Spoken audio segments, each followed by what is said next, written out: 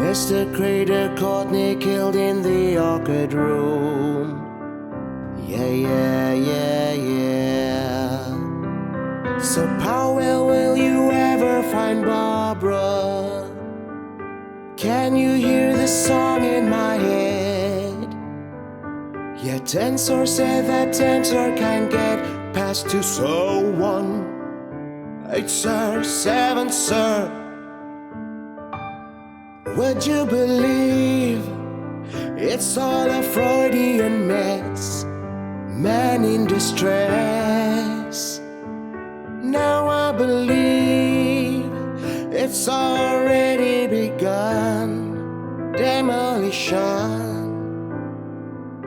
Hi, I'm Michael Everts, and this is Fit to be Read.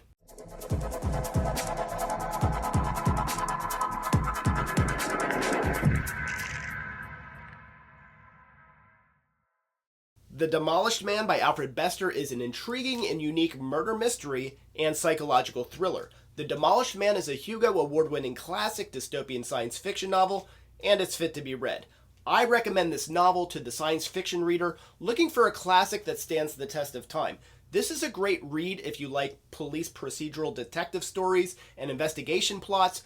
Bester marries a crime novel and science fiction beautifully. Finally, I recommend this for those who enjoy larger-than-life main characters and can stomach some poorly written female characters.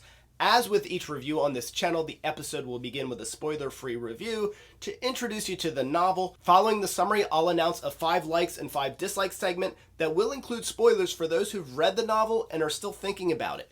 Engage with me in the comment section and let me know if you have read this novel or if, based on the spoiler-free introduction, you think you might pick it up. Published in 1953, Bester's The Demolished Man was the first novel to ever win the Hugo Award. The honor was well-deserved. The story is set in 2301, and Bester presents an interesting future atmosphere where certain individuals, espers they're called, have the ability to read minds. Serious crime is nearly non-existent, and probably least surprising, the rich and the mega corporations control everything. This is a catch-me-if-you-can super sleuth tale that answers whodunit right off the bat.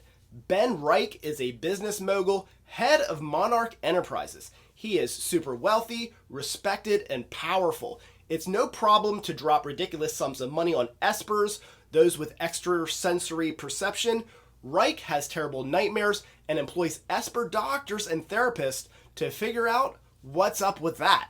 Bester lets us know right away that Reich suspects it relates to his conflict with his business nemesis, Cray DeCourtney of the DeCourtney cartel. As successful as Reich and his company are, their bottom line pales in comparison to the profits and acquisitions of the rival DeCourtney cartel. Instigated initially by this jealousy and along with Reich's perceived slight or disrespectful rejection from a failed attempt to convince DeCourtney to merge business interests, Reich obviously needs to kill DeCourtney. Yes, I meant that to be tongue-in-cheek. Part of the appeal of this novel and Bester's writing has to do with his ability to make dramatic leaps and present them matter-of-factly. Reich's nearly nonchalant awareness that DeCourtney needs to die is probably the most obvious example of this. Where it is most clever is that while much of these leaps, abbreviated dialogue, and quick bursts of action, call to mind the pulp-style writing of the age in which he wrote, Bester fills all of these gaps, so to speak, or missing moments with depth that separates it from the popular mainstream science fiction of that era.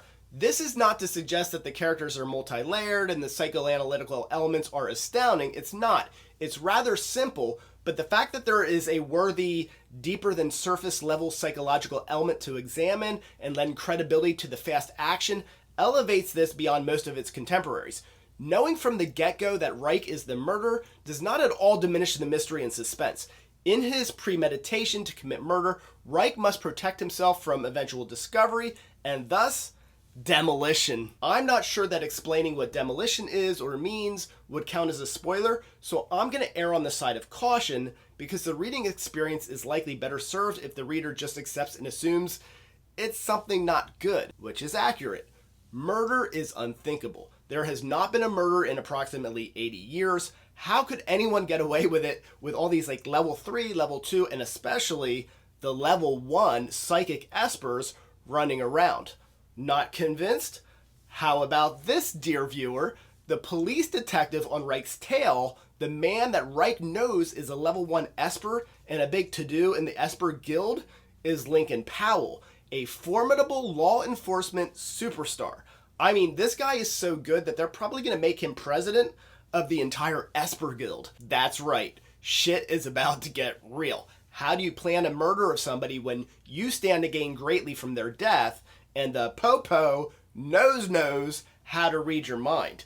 Ready to get on the ride? Reich's moves are curious, clever, and fun, and the book is a real page-turner because of it. Reich opens up as the star of the novel, but once Powell is introduced, his POV takes center stage as he has to draw from all of his great detective skills to try and discover Reich's means, method, and opportunity so he can nail him to the wall and demolition can begin. Interesting stylistically in the prose is a device that Bester uses with typesetting and how words and sentences appear on the page at points when only espers are present.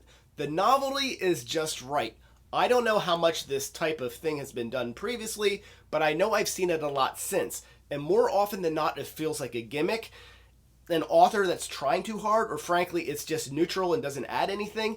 In The Demolished Man, it works perfectly. It adds dimension to the Esper characters, and it would have been a real loss had Bester not thought to use it. It would be a real loss if I were to stop here, because you'd miss out on my 5 likes and 5 dislikes. I'm more at a loss for dislikes than likes, but I promised 5 of each, so here we go with 5 likes and 5 dislikes for Alfred Bester's Fit to be Read, The Demolished Man. Like number 1, when Reich hires the jingle writer for songs that can break a strike or discourage gambling, etc., either as a straight propaganda or as a more long-term, slower-paced conditioning, we of course get the gem, Tensor said the tensor, etc. Like number 2, it's funny. The humor is a bit dark and twisted, but it is funny. Like number 3, as I mentioned in the review, the typesetting choices served the story. It wasn't just that it was different, but it really enhanced the characters and highlighted, yes, what and how they were communicating, but also how lines of communications could get crossed in a room full of other telepaths or espers. That was pretty clever. Like number 4, the premise of plotting the perfect murder in and of itself, it's a really great hook. The bonkers planning and off-the-wall strategies are very cool and highly entertaining. Dislike number 1. When Powell is investigating the murder, he's convinced at first of Reich's guilt because he slipped up and said the missing daughter was naked. It was a slip-up because he couldn't have known she was naked unless he saw her. That doesn't track, though, because everybody in the house was naked, and even though she wasn't playing the naked tadpole game, it's not a stretch to think that someone might refer to her as being naked because she would have been just like everybody else. Dislike number 2. The obvious Freudian themes, while decent, did not go far enough. The infantilizing of de Courtenay's daughter Barbara and Reich's daddy issues were definitely there, but there was a lot of unexplored territory, and frankly, Powell falling for Barbara, it just doesn't pass the smell test. Dislike number 3, Powell as a character is flat as can be. There's some promise that his ability to be a man of law, but also have empathy and understanding for the criminal, and the duality of the human mind, might be fleshed out further in the story. That never happens. Dislike number 4, if it were just Powell's mistreatment of his female friend, we could write that off as a reasonable character flaw of Powell, but female character representation really suffers across the board.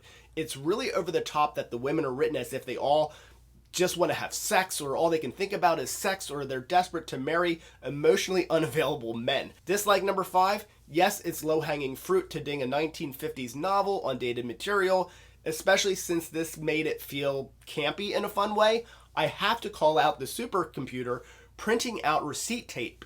Even for 1950, it feels a bit lazy in the imagination department. Like number 5, the chemistry between Powell and Reich is fantastic. I especially love the scene referring to the beginning of Demolition, where Reich states, "I lost a great partner in you," followed by Powell's response, "You lost a great man in yourself." Then both of them, enemies? Enemies. Game on, mother. Thank you for watching today. I'm Michael Levers. This is Fit to be Read. Please check out one of these other videos. Thank you.